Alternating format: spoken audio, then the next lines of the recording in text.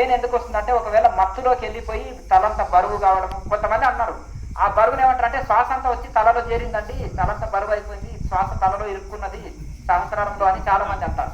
ఆ మత్తు అంతా పోయినప్పుడు ఆ బరువు ఎక్కుతుంది తల. అర్థమైంది కదండి. ఈ ప్రాణాయామం చేసినప్పుడు ఆ మత్తుని తీసేస్తుంది, జడత్వాన్ని తీసేసి సమ్యక్ ధ్యానంలో ఉంచుతుంది.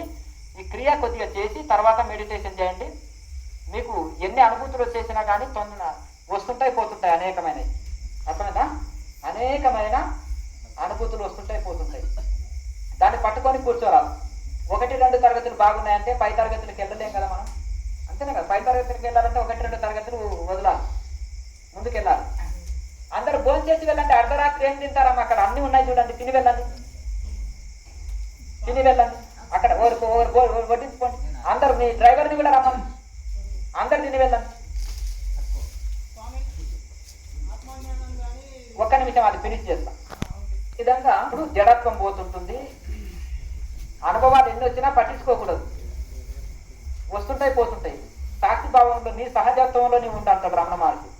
కనుక మనము మన ఆత్మలో మనం మనోలయమై సహజత్వంలో ఉన్నదాకా చేస్తూనే ఉండాలి. గురువు గారు ఎంతకాలం జపం చేయాలంటే అని రమణ మహర్షిని అడిగితే నేను చేస్తుంటాననే భ్రమ వదిలిదాకా చేయను ఆయన అన్నాడు. అంటే ధ్యాత ధ్యాన ధ్యేయం లయం కావాలి. ధ్యానం చేసేవాళ్ళు ధ్యానము ధ్యేయం ఆత్మ పరమాత్మ ప్రాప్తి కోసం చేస్తున్నాం కదా, ఇవన్నీ లయం కావాలని ఆయన సాక్షి భాసం భూతంలో కావాలని దాని అర్థం. అంతేనే కదా. ఇంకా ధ్యాత ధ్యాన ధ్యేయంలోనే ఉన్నాం కదా మనం. చేసేవాడు చేసేబడేది ధ్యేయం కోసం, పరమాత్మ ప్రాప్తి కోసం. ఈ 3 ఉన్నాయి కదా. దీన్నే త్రిపుటి అంటారు వేదాంతంలో. ఈ త్రిపుటి లయం అయిపోవాలి. అర్థమైందా? త్రిపుటి లయం అయిపోతేనే మనం ఆ స్థితిని అందుకోనగలుగుతాం. కనుక అప్పటి వరకు చేస్తూనే ఉండాలి. ఈ లోపల మధ్యలో ఆగొద్దు. లక్ష్యానికి వెళ్ళినప్పుడు లక్ష్యం చేరుకున్నాకనే ఆగాలి. శ్రీశైలం పోవాలి, మధ్యలో ఆగొద్దు. కరెక్టర్ కావాలి, మధ్యలో చదువు ఆపొద్దు. ప్రాణాయామంలో రాదు. కొన్ని తెలియకుండా మనం ఒక మత్తులో వెళ్ళిపోయినప్పుడు ఒక రకాల కొన్ని నాడులు శుద్ధి కానప్పుడు కొన్ని ఇబ్బందులు కలుగుతుంటాయి ధ్యానంలో. తల బరువెక్కిపోవడము, లేకపోతే బాడీ అంతా పెయిన్స్ రావడం, పచ్చి గుడ్డు దాకా కావడం, ఈ అంతా అవుతుంటుంది. ప్రాణాయామం చేసిన వాళ్ళకి ఇటువంటి సమస్య రాదు.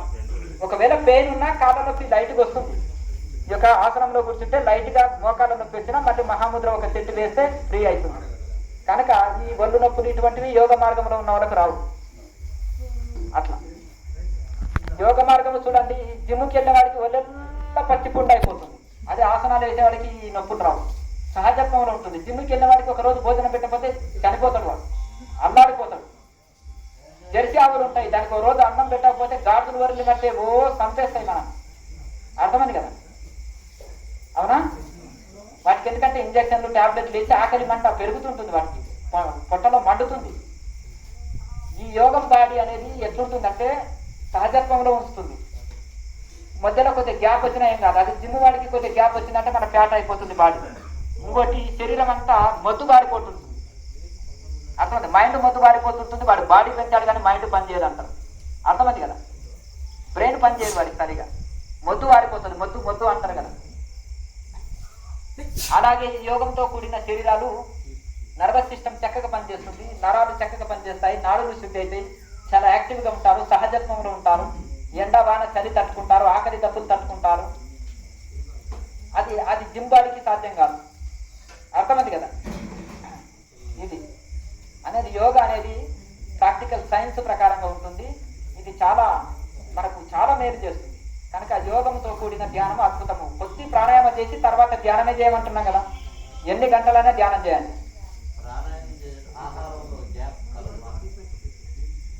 ఫోన్ చేసినాక అంటే సాధన కంటే ముందే, సాధన చేసిన తర్వాత ఫోన్ చేసుకోండి, ఇబ్బంది ఏం లేదు. ఫోన్ చేసిన తర్వాత ఒక 3 అవర్స్ గ్యాప్ తర్వాత సాధన చేసుకోవచ్చు. ప్రాణాయామం చేయాలంటే, ధ్యానం చేసుకోవాలంటే ఒక 1 అవర్ తర్వాత చేసుకోవచ్చు, ఇబ్బంది.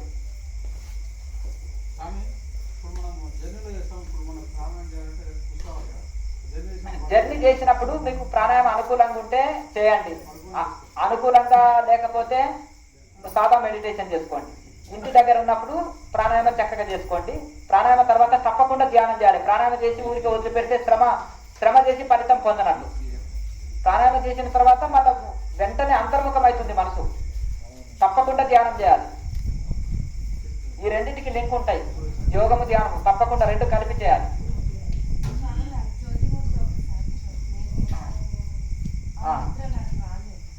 ఉదయం ఉంటున్నారు కదా, బయలుదేరుతారు. కూర్చోండి. అందులో ప్రాక్టికల్ వీడియో ఉంది కదా, అది ముందర పెట్టుకొని రోజుకి అదే పని. ఆ ముద్రలు మొత్తం అందులో ఉంది. ఇప్పుడు ఈ 2 చెవుల్లో 2 బొట్టనెళ్ళు, 2 చెవుల్లో వచ్చి పట్టాలి, 2 కళ్ళ మీద 2 చూపుడు వేలు, పెదవులు, ఉంగరపు వేలు, చిటికెన వేలు 2 మూసి ఉంచాలి. మరి సేమ్ ప్రాణాయామం చేస్తాం. శ్వాస తీసుకొచ్చి ఆజ్ఞ చక్రం తెలుసుకున్నాక మధ్య వేలకు పూస్తాం. శక్తి కొలది ఉంటాం. ఒక 1/2 నిమిషం ఉంటాం. ఒక 30 సెకండ్స్ ఉన్నారనుకోండి, మళ్ళీ తర్వాత మధ్య వేలు తీసి పూర్తి శ్వాసని వదులుతాం. మళ్ళీ పూర్తి శ్వాస తీసుకుంటాం, మళ్ళీ ముక్కులను పూస్తాం. మళ్ళీ ఒక 30 సెకండ్లు ఉన్న తర్వాత మళ్ళీ వేలు తీసి మళ్ళీ వదులుతాం. ఇలా మూడు సార్లు చేయాలి. 3 ప్రాణాయామాలు చేయాలి. 3 ప్రాణాయామాలు చేసిన తర్వాత ఒక్కొక్క వేలు నెమ్మదిగా విడవాలి. ఇట్లా అలా మీరు 10 సెకండ్స్ నుంచి కుంభకము శ్వాస బంధించండి. 10 సెకండ్స్, 20 సెకండ్స్, 30 సెకండ్స్, 1 నిమిషం కూడా ఉండండి. లాయర్ మహాశయ చెప్తాడు, 200 లెక్కించే వరకు శ్వాసని కూటస్థంలో ఆజ్ఞ చక్రంలో నిలబెడితే మీకు జ్యోతి దర్శనం జరుగుతుంది అంటారు. 200 లెక్కించే వరకు. అర్థమైంది కదా? అప్పుడు మీకు చక్కగా లైన్ క్లియర్ అవుతుంది. లైన్ క్లియర్ అవుతుంది. ప్రాక్టికల్ వీడియో ఉంది కదా, ముందు పెట్టుకొని రోజు చూడడమే, చూసి ప్రాక్టీస్ చేసుకోవడమే. ఎవరైతే ఛానల్ ని సబ్స్క్రైబ్ చేసుకోలేదో చేసుకొని ప్లేలిస్టులకు వెళ్ళండి. పాత వీడియోలు అన్నీ ఉంటాయి. ప్రాక్టికల్ వీడియో పెట్టి ప్రాక్టికల్ వీడియో చూసి సాధన చేయండి. క్రియాయోగ క్వశ్చన్స్ ఆన్సర్స్ ప్లేలిస్టులకు వెళ్ళి అందులో మీరు మొత్తం మీ డౌట్, మీ ప్రశ్న ఎందులో ఉందో ఆ thumbnail లో చూసుకోండి. ఆ వీడియోలో ఏ వీడియోలో మీ ప్రశ్న ఉందో అది చదువుకోండి. ఆ thumbnail చదువుకొని ఆ వీడియో ఓపెన్ చేసి చూడండి. మీ డౌట్లు క్లియర్ అవుతాయి. ఇంటి దగ్గర ఉంటే మీకు అన్ని డౌట్లు క్లియర్ అవుతాయి.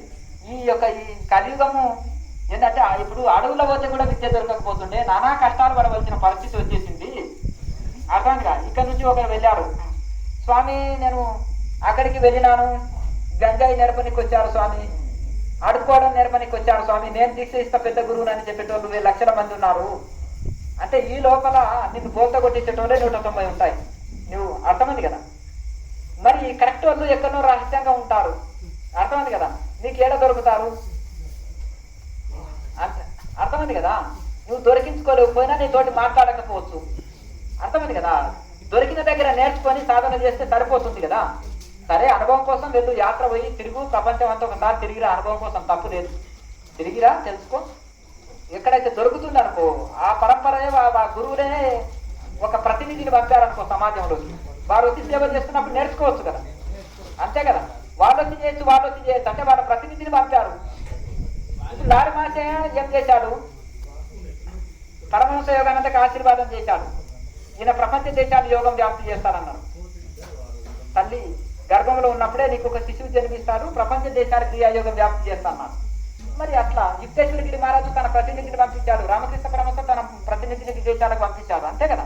వ్యాప్తి చేయడం కోసమే కదా. వాళ్ళు తపస్సు చేసి అనుభూతి పొందినాక వ్యాప్తి చేయడానికి పంపించారు. అట్లా మంచిది, బాగా సాధన చేసుకోండి, క్రియ చేయండి, ధ్యానం చేయండి. రెగ్యులర్ గా ప్రాణాయామం చేసిన తర్వాత ధ్యానం చేయండి, కన్ఫ్యూజ్ కాకండి. అర్థమైంది కదా? మీకు డిఎన్ఏ యాక్టివేషన్ చేస్తాము, సూక్ష్మ లోకాలు చూపిస్తాము, గత జన్మలు చూపిస్తాము. మహామూర్ఖులు. అర్థమైంది కదా?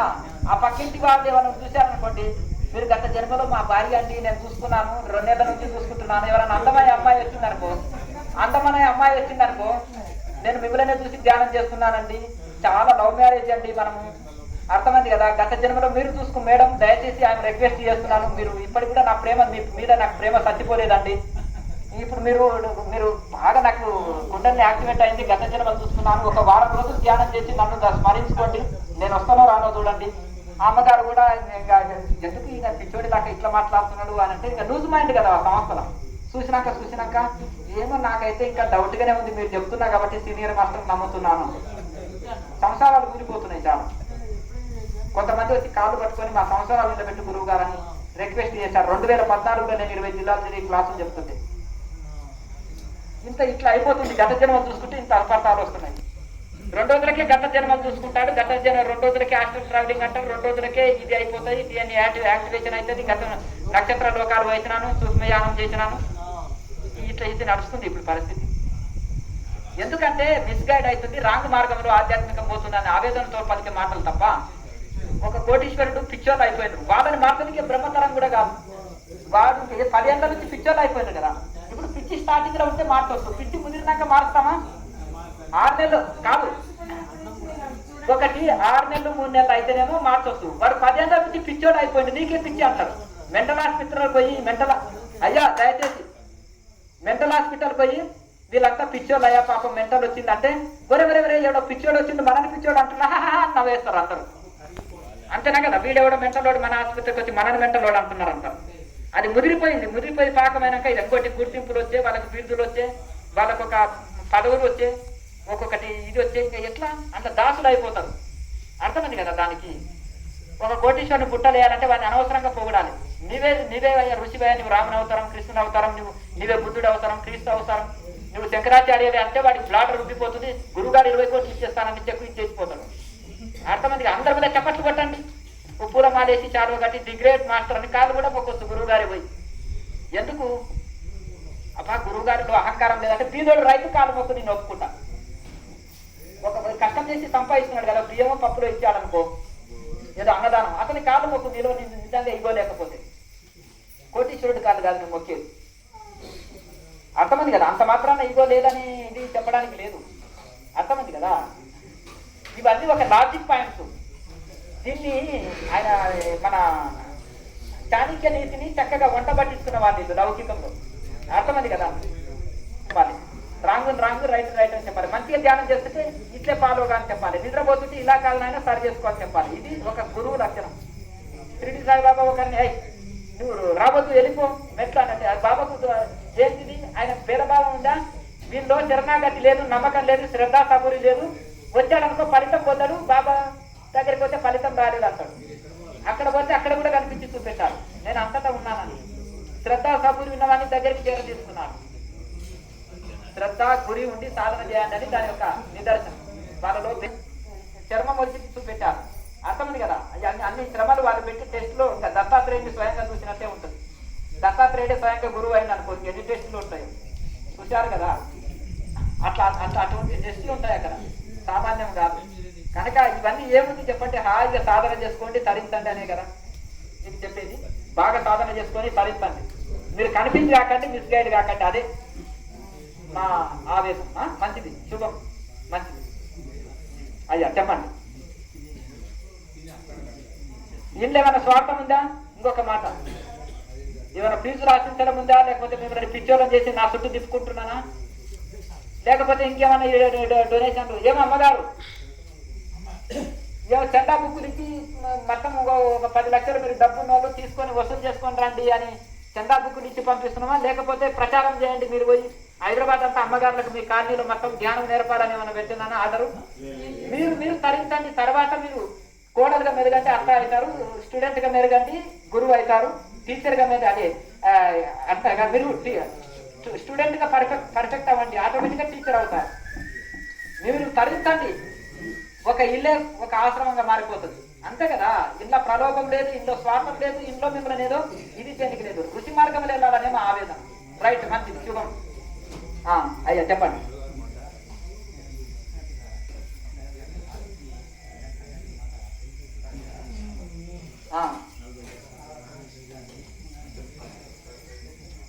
ఒక 5 నిమిషాల తర్వాత వెళ్ళండి. మన డోన్ వాళ్ళు 5 నిమిషాల తర్వాత వెళ్ళండి. కూర్చోండి. అయ్యా చెప్పండి.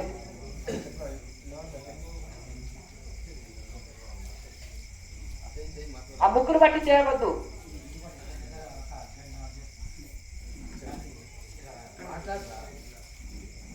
బయట ఓకే అంటే శూన్యకంలో ఉంటున్నారు.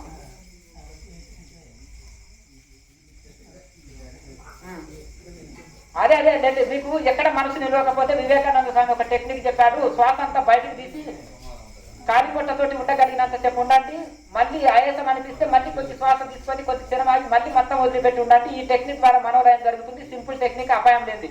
శ్వాస లోపల బంధిస్తే కష్టం కావచ్చు, బయట వదిలేస్తే అపాయం లేదు. ఎంతసేపు ఉన్నా అనేది ఈ టెక్నిక్ పతంజలి మహర్షి చెప్పి చెప్పిన టెక్నిక్ని చికాగోలో ఉపన్యాసం చెప్తున్నప్పుడు ఫారినర్స్కు చికాగోలో ఉపన్యాసంలో పతంజలి సూత్రాలకు వ్యాఖ్యానం చెప్పి వివేకానంద స్వామి చెప్పాడు, ఇది పతంజలి సూత్రాల్లో పతంజలి మహర్షి చెప్పిన టెక్నిక్ ఇది అని చెప్పింది. దాన్ని మీరు ప్రాక్టీస్ చేశారు.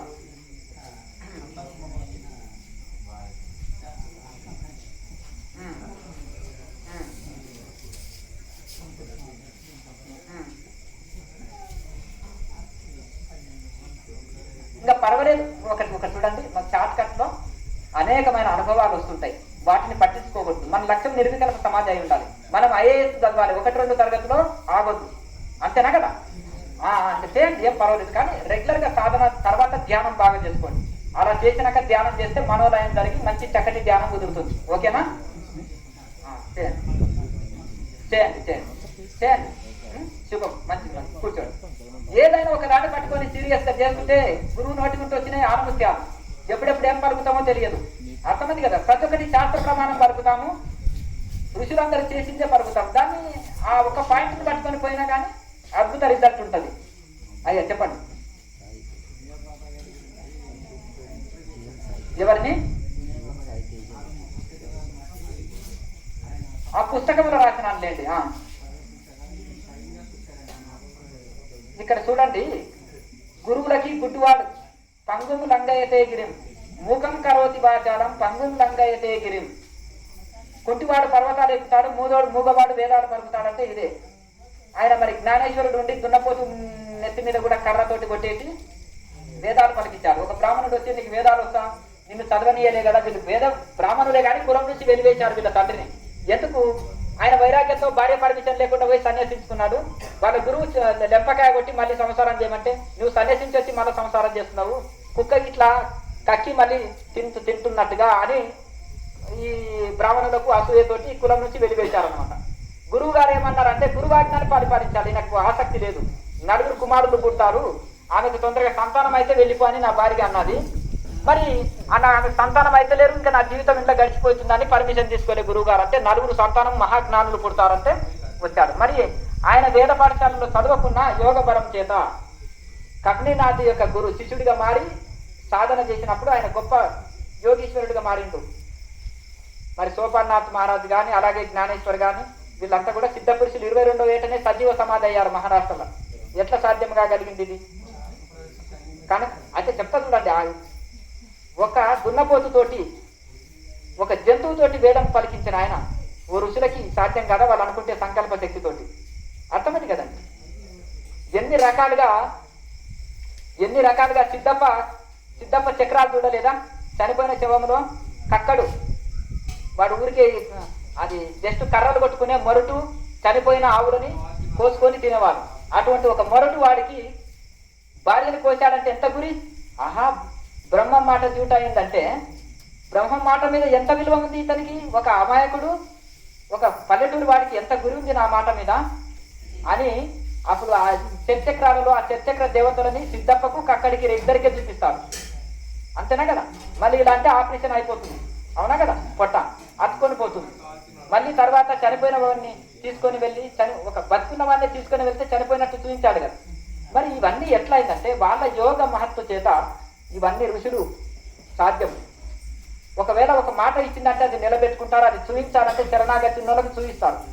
అది భాగ్యం బయటికి చెప్పుకునేది. ఎక్కడైనా ప్రవచనాల్లో చెప్పినా 20 ఇన్ని సంవత్సరాల ఆధ్యాత్మిక ప్రయాణంలో ఎక్కడ చెప్పలేదు. సాధకులు యోగంలో ఇంత శక్తి ఉందని తెలుసుకోవాలని ఒక ఆశయంతోటి ఆ పుస్తకము రాయమని ఒక 10 సంవత్సరాలు నన్ను సాధకులు అడిగారు. మీ అనుభవాలు చెప్పండి అంటే ఊరికే చెప్పి ఊరికే మాట్లాడితే విలువలు పడిపోతాయి. అర్థమైంది కదా? మాటలకు విలువలు ఉండవు. అది ఊరికే రోడ్డు మీద చర్చించేది కాదు. ఎక్కడైనా ఒక ఋషి తన అనుభవం అసలు చెప్పడు. పెద్ద ఋషులు నోరు విప్పరు ఆ విషయంలో. అర్థమైంది కదా? నీ శోభనం ఎక్స్పీరియన్స్ చెప్పబోయాను నాను కొత్తగా పెళ్ళైన వాడికి. ఏమయ్యా? అర్థమైంది కదా? జీవాత్మ పరమాత్మ కలయిక అటువంటి అంత రహస్యం చూస్తారు ఋషులు. మరి అటువంటిది నేను కొన్ని విషయంలో సాధకులకి ఉత్సాహం కలగడానికి, సాధకులకు ఆనందం కలగడానికి ఇంతమంది అడుగుతున్నారు కదా, హిమాలయాల్లో ఎటువంటి ఋషులు ఉంటున్నారు అనేది దానికోసం నేను లాస్ట్ పుస్తకము 2 పుస్తకాల్లో పార్ట్ 1 1 పార్ట్ 2 లెక్కన అందులో ఎటువంటి ఋషులు ఉన్నారయ్యా అనేది అందులో రాసినాను. అర్థమైంది కదా. నీళ్ళలో క్రిములని చూడలేము ఈ కంటతోటి. మరి అంత సూక్ష్మ ఋషులని చూడాలంటే దానికి కొంత పుణ్య బలం ఉండాలి, వాళ్ళ ఆశీర్వాద బలం ఉండాలి. ఇక్కడ చూడండి, వాళ్ళు చూస్తే చూడగలుగుతాం. మనం చూసినాం చేసినామని ఏది చెప్పొద్దు. వాళ్ళు మనల్ని అనుగ్రహిస్తేనే చూడగలుగుతాం. సిద్ధప్పకు అనుగ్రహించాడు, ఆయన చూపించాడు. కక్కడు ఏమి మొరటివాడు, వాడికి ఏ భక్తి కూడా తెలియదు. మూఢ భక్తి. గురువులు అంటే విశ్వాసం, అంతే, నమ్మకం. బ్రహ్మంగారు మాట నిజమని నమ్మకం ఉన్నది. ఆ నమ్మకంతో చూచాడు. శ్రద్ధ సబూరి అంటారు షిరిడి సాయిబాబా. ఈ రెండుతోటి ఏదైనా లభిస్తుంది. శ్రద్ధతోటి ఏదైనా సాధిస్తాం. సబూరి సహనం ఉండాలి, అంతేనే కదా. శ్రద్ధ సహనం ఉండాలి. ఈ రెండుతోటి ఏదైనా సాధిస్తాడు మనిషి. కనుక మనము ఎక్కడో పల్లెటూరు, ఎక్కడ ఏమి తెలియనప్పుడు కూడా ఏదో అరణ్యాలకు ఎక్కడికి వెళ్ళినప్పుడు పల్లెటూరులో ఏమి తెలియని వాళ్ళు, ఎక్కడ హిమాలయాలు, ఏమి పల్లెటూరు, లైట్ లేదు, దీపం లేని ఒక చిన్న అబ్బాయి అన్న హిమాలయాలకు ఎట్లా ప్రయాణం చేసిండు నెక్కర వేసుకొని. పక్క ఊరు వెళ్ళడానికనే వాడికి గడుచుండవు. ఎవరు తీసుకెళ్లారు? 5 ఏళ్ల బాలుని ఎవరు ధ్యానం చేయించారు? ధ్యానం అంటే ఎవరికి తెలుసు? ఇక్కడ ఏదో కోతలు పోయొచ్చు, దానికి సాక్ష్యాలు కావాలి. కోర్టు సాక్ష్యాలు అడుగుతుంది. పాతకాలం ముసలోళ్ళని పోయి అడగండి. నేను పుట్టిన ఊరిలో నెక్కరేసుకున్నప్పుడు తెల్లవారులంతా ధ్యానంలో ఉండేవాడిని. అయ్యా బ్రహ్మంగారు కూర్చున్నారయ్యా అని నా ఫ్రెండ్స్ జోక్స్ వేసుకునేవాళ్ళు. అర్థమైంది కదా. ఇప్పుడు కూడా నా మిత్రులు కొన్ని వేల మంది ఉన్నారు. అర్థమైంది కదా. ఎవరిలో కలిసేది లేదు. రాత్రి పూట ఉదయం సాధన చేసుకుంటుంది. యోగం అని వెళ్ళేవాడిని. అర్థమైంది కదా. దానికి ఆధారాలు ఉన్నాయి, అన్ని ఉన్నాయి. చిన్నప్పటి నుంచి అటు ఆ మార్గంలో వెళ్ళినాము. ఆ మార్గంని మనం తీసుకెళ్తుంది. శంకరాచార్య ఏదో కేరళలో పుట్టి ఎక్కడ హిమాలయాలు కనెక్షన్ 5-6 ఏటనే హిమాలయాలు వెళ్ళిపోయాడు ఆయన. అంత చిన్న పసిబాలుడు. ఎంత ఖర్చు ఉండాలి వెళ్ళడానికి, చిన్న పసిబాలుడు. అర్థమైందిగా. నేను పసిబాలుడు ఉన్నప్పుడే ఇల్లు వదిలినాను. అర్థమైందిగా. అన్వేషణ ఘోరంగా చేసినాను. ఇప్పుడు రిజర్వేషన్లు ఉండాలి, సౌకర్యాలు ఉండాలి, ప్యాకెట్ మనీ ఉండాలి. పాదయాత్రలు చేసి వెళ్ళి కఠోరమైన నియమాలు పాటిస్తే ఇది. ఇప్పుడు ఒకటి చెప్పుకోకూడదు, నయపెడుతుంది భయపెడుతుంది ప్రకృతి. ఏం లేనప్పుడు మేము నీళ్ళు తాగి బ్రతికినామండి, ఒక పూట ఏదో విఘటన చేసి బ్రతికినామండి. గురువులు చాలా గొప్పగా చెప్తారు. కొంచెం సౌకర్యాలు అయిన తర్వాత ఒక డ్రైవర్ ఉండాలి, 4 సేవకులు ఉండాలి, బ్యాగు మోసేటోడు, ఒకటి వీపు రుద్దేటోడు, ఒకటి వీపు రాసేటోడు, అంతేనే కదా. ఎన్ని సౌకర్యాలు, ఒకటి కాళ్ళు వచ్చేవాడు. గురువుకి ఎంత అంటే 40 ఏళ్ళే అండి. ఇంతమంది సేవకులు కావాలి. అర్థమైంది కదా. మరి ఆయన పేషెంటా లేకపోతే ఇంకేంటి? సోహంపరుడా సోమర్య? వృద్ధుడు అయినాక ఏదో అవకాశం ఇవ్వచ్చు, అంతే కదా. మరి ఆ విధంగా ఇది చేసి మంచి బడియా చీజ్, అర్థమైంది కదా. బిర్యానీ చేసుకొని తింటే స్వామిని కొడుతున్నారా? స్వామి నెయ్యితో తింటాడంట అంటే మంచి నెయ్యి డబ్బాలు వేసిపోతారు 15 కేజీలకు. అర్థమైంది కదా. కారులో తిరుగుతారంటే మంచిగా 50 లక్షల కారు ఇచ్చి పెట్టేవాళ్ళు ఉన్నారు. తిరగొచ్చు కదా. ఎందుకయా చెప్పులు కూడా లేకుండా రోడ్ల మీద పిచ్చోళ్ళలాగా తిరగడం? అర్థమైంది కదా. సింహానికి సింహాసనం అక్కర్లేదని చెప్పినాం. అర్థమైంది కదా. యోగులకి ఈ బయటి ఫోకస్ తోటి వచ్చే కోటీశ్వర్లు భక్తి మాకు అక్కర్లేదు. అర్థమైంది కదా. అప్పుడు వాళ్ళే గుర్తిస్తారు. ఏమయ్యా గుర్తిస్తారా? నడుచుకుంటూ పోతే మీరే ఒకసారి అన్నారు, ఎవరు పట్టించుకోరు స్వామీజీ. ఓ మంచి డ్రైవర్ని పెట్టుకొని ఓ 50 లక్షల కారు వేసుకొని పోయింది అనుకో, హైదరాబాద్లో మహారాజు అని ప్రతి ఒక్క దగ్గర ఆపుతుంటారు. అంతేనా కదా. అవధూతల్ని గుర్తించేటోళ్ళు కొంతమంది ఉంటారు. గగనగిరి మహారాజుకు 2 హెలికాప్టర్ రీపకలు ల్యాపొకటి పెట్టారు. ఆయనకేమో బట్టలే ఉండవు. టాటా కంపెనీ అయినా దాసోహం, రిలయన్స్ కంపెనీ అయినా దాసోహం. అర్థమైంది కదా. ఆయన శిష్యులు, ఆయన ఆశీర్వాదం పదం చేత పైకి వచ్చారు వీళ్ళంతా. ఇండియాలో నెంబర్ 1 కంపెనీలు ఇప్పుడు. ఎవరి శిష్యులు వాళ్ళు? ధీరుభాయ్ అంబానీ శిష్యులు వాళ్ళు. అర్థమైంది కదా. ఇది పరిస్థితి. ఇందిరాగాంధీ గురించి కూడా కొంత ఋషుల అనుగ్రహం పొందింది, కానీ ఋషుల ఆదేశానికి